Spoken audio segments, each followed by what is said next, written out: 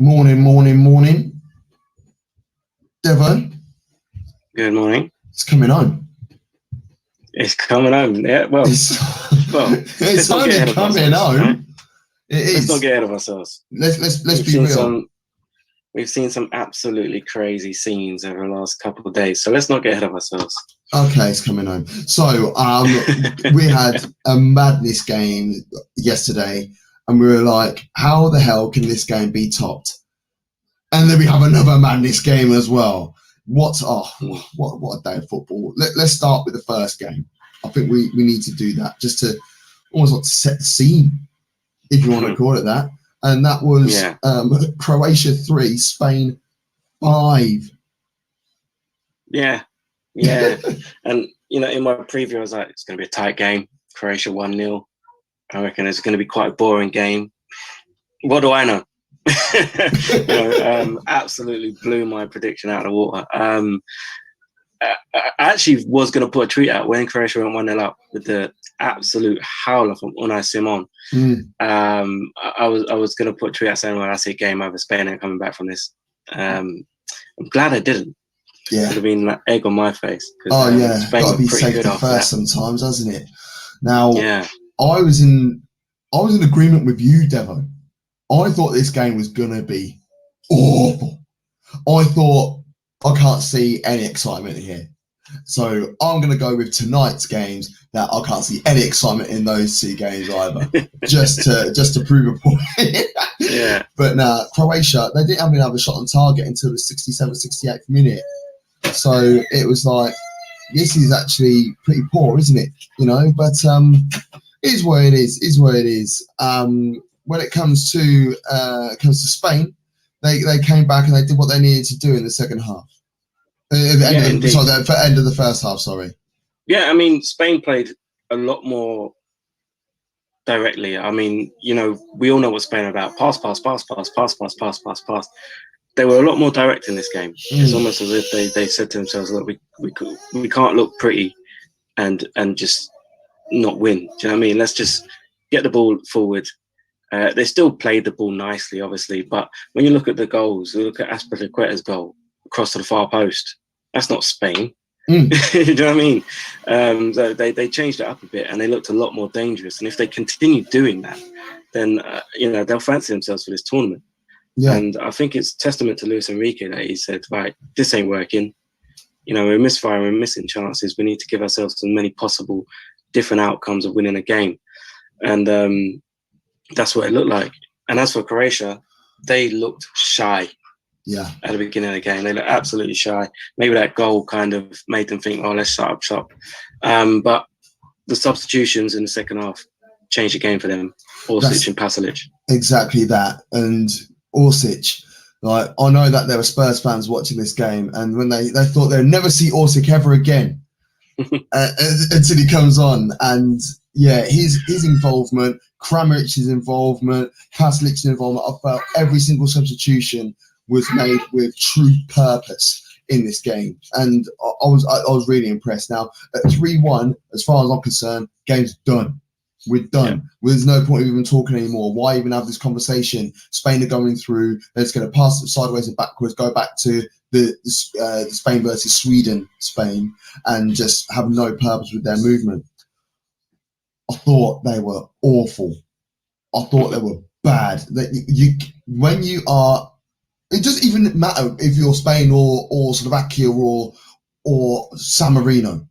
Maybe not San Marino. But if you're 2 goals clear with 5 to 10 minutes to go, you need to shut it up and shut up shop. When you have that amount of class, defensively I thought they were poor, but in the midfield they've got ballers and they have got professionals that play for some bloody big clubs. So use the ball higher up the pitch. Let's keep it up here. Let's not allow ourselves to get done in. Now Croatia, fair enough, it's a one-off, isn't it? They have to come out. They have to try and win the game. They can't be damage limitation.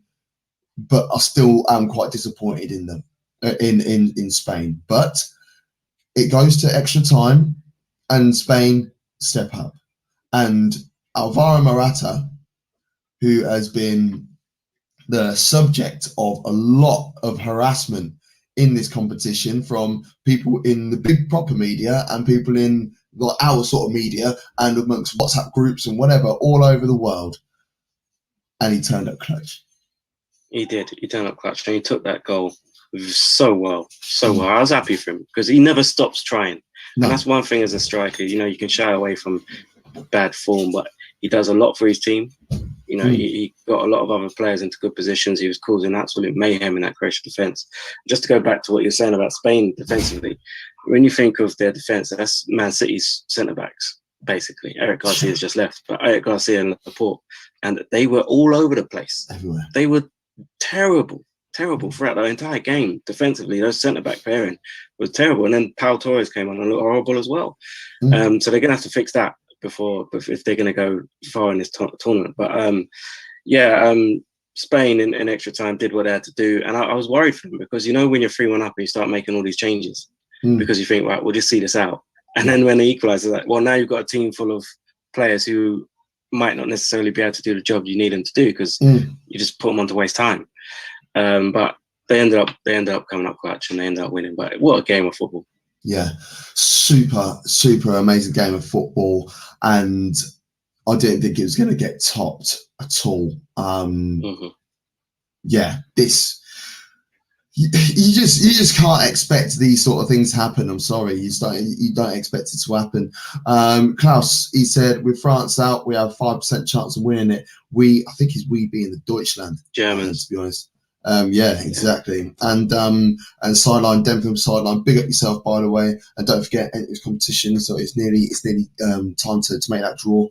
Over on his Twitter page, Sideline Talk Podcast. Be typical of Southgate to go beat Germany and lose to the likes of Sweden. You know what? That just reminds me of something stupid like Arsenal would do that. Anyway, let's move on and let's talk about my dark horses in the shape of Sweden, who started off this game phenomenally, and they got an early goal. Switzerland. What did I say? Sweden, dumbass. Yeah. Switzerland. That's completely shot the whole vibe out of the water there, hasn't it? Let's start again. Dark horses. Switzerland, almost said it again. Stefanovich with the early goal after just 15 minutes, and it was a big shock to a lot of people. And to be fair, it was a shock to me as well. I thought this was going to be dusted in the water, no messing about. And it was quite cagey. And your man, I can't remember his name, Grantino Shakini, the guy who's wearing number 10 in the midfield, blonde guy, Brazilian, brilliant. Absolutely brilliant. Bossed the game from minute 1 to minute 90. Arsenal fans and people around the world are saying, "Oh, we never see this at Arsenal." Well, we actually have. We actually have seen this Granit Xhaka on a number of occasions. It's the style of play that is being made to play by management. He's been mismanaged for a long time. You can't have him doing. You will get the best out of him when he's doing this type of job. You need someone doing that dirty filth, like Freuler. He had Freuler with him doing all that nastiness, which allowed him to just ping balls up like all over the place. It was like he was training. It was a joy to watch. But there was the penalty shout in the second half. I wasn't quite sure when I first saw it. In fact, even when I see it, I still think it's outside the box, personally, where the contact is made, and then he goes onto the the initial contact seemed like it was outside the box, didn't it? Yeah, for real. Rodriguez was. He used to be a shoo-in. Ask him to take a penalty, it would be like Matt Letizia taking a pen back in the day. Like, he will never miss. And now he's missed 3 on the spin, I think, as well. So not looking good for him. And then Big Ben's turned up and was like, Nami, brace in quick succession. I needed that because I had him at each way top goal scorer in the tournament. So he's now at least in the top on 4 goals now. 4, yeah. He's just behind Ronaldo. Yeah, so I need no one else to score any more goals in this tournament. 0-0s all round, please, guys. You'll get that tonight anyway. Don't worry about that. And then the moment of brilliance from Pogba, because it was funny because Benzema tried to do it, and then it didn't work out, and then Pogba he just got it out of his feet and was like, no, this is how you do it, mate. It was, what a beautiful golazzo.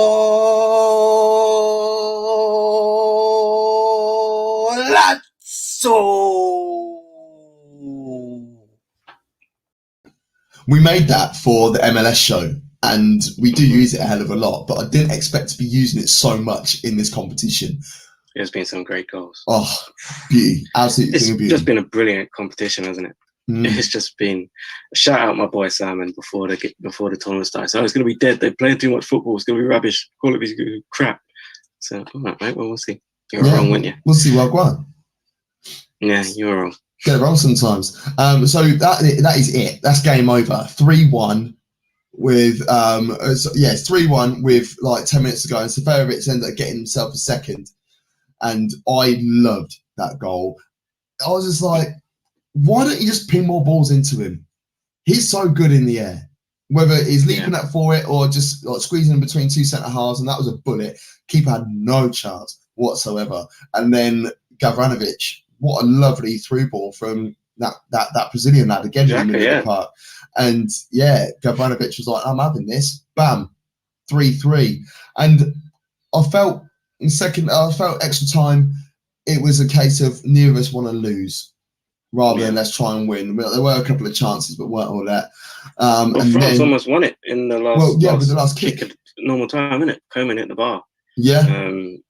I mean, once it went into extra time, I think you do get to that stage where, especially for the Swiss, it's like we've given our all to get back into this. They're probably shattered.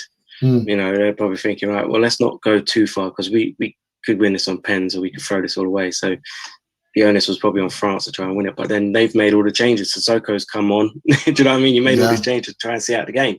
And that's what happens, isn't it? So, it's almost like a tough titty, really. And I don't mean it in a bad way, but France, maybe there was a level of complacency. Maybe there was a bit too much belief. I don't think they were that good throughout this entire tournament. I think, and especially when I saw the lineups and he changed the system to suit the Swiss, I was like, what are you doing?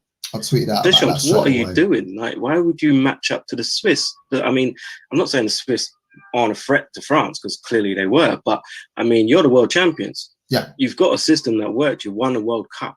Yeah. Why would you switch it up against Switzerland when you didn't want to switch up against Portugal or Germany? You also got to the final of the Euros 5 years ago as well. So it's not like a transitional period.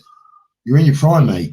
Crack on and do it. So I'm actually a bit disappointed in those, but Mbappe, I don't know if there's just a bit too much pressure on him, whether we were able to handle the pressure too much, but he wasn't part of the party. There was a couple of opportunities in normal time where he could have taken it on his right foot or he could have just taken a touch, and he opted out of both of those situations, and then it's up to him to take the fifth and final penalty to keep France in the game. And Jan Sommer guesses the right way. Now, I didn't think that was going to be the penalty that was going to be saved. I thought it was going to be Thuram's penalty that was going to be saved because obviously they both play for Mönchengladbach. And he went the right way. He went the right way, but it's very well dispatched. It's a brilliant penalty. Yeah. I don't think Mbappe's penalty was that bad. I thought it was a great penalty. save more than it was a bad penalty. There were two penalties saved in the whole game across normal time and penalties.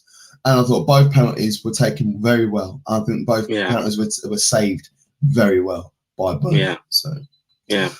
And I think in terms of Mbappe's performance, I think he actually played really well in terms of his link-up play and stuff. Like, what he did for Benzema's second goal, that's just absolute quality in the build-up to that goal. But I think his own chances, he was snatch at them. We've seen it before. He did the same thing in the Champions League final a couple of years back. We were snatching at chances. And it's just kind of a reminder that he is still very young. He's going to have these games. Some of the best have done it. Thierry Henry did it in the Champions League final.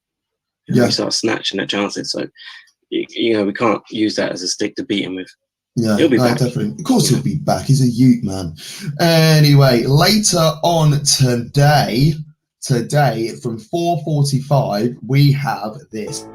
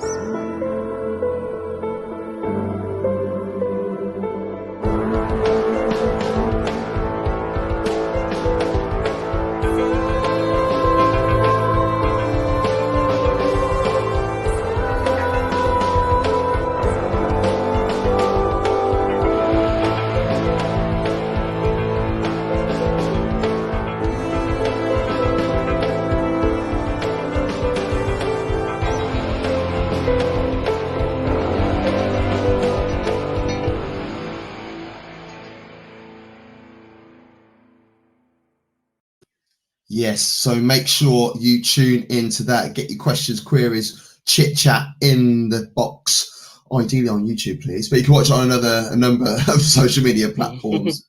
So yes, make sure you get yourself involved with that. Now, let's have a look at the roadmap. Hey, let's have a look. Roadmap.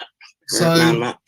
yes. Oh, I didn't update the new one. Let's say what. Let's move that away. I didn't put the new one in. I said I was going to do that this morning.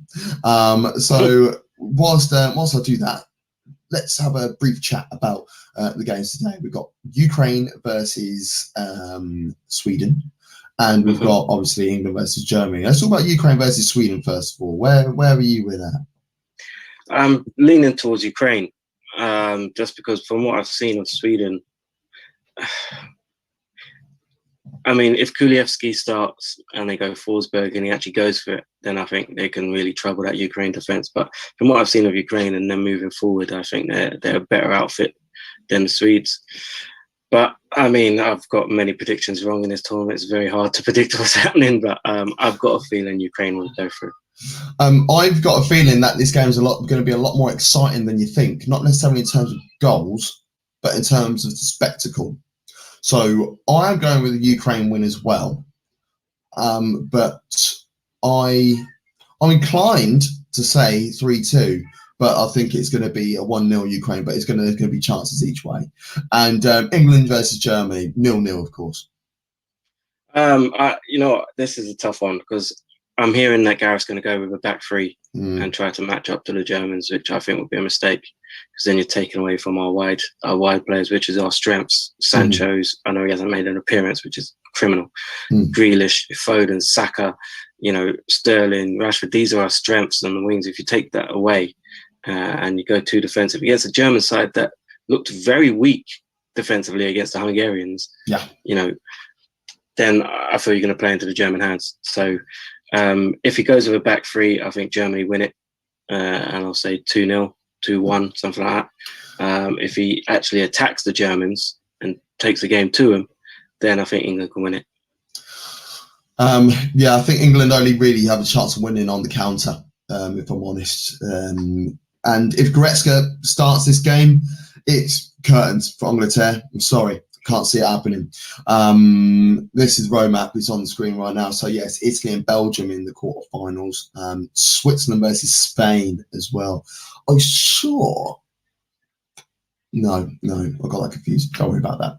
And then of course, Czech Republic and Denmark, they are both through and they'll be facing each other at the weekend, and it will be the winner of England versus Germany and the winner of Sweden versus Ukraine that will complete the draw, with both games, both sets of games being played on Friday and Saturday.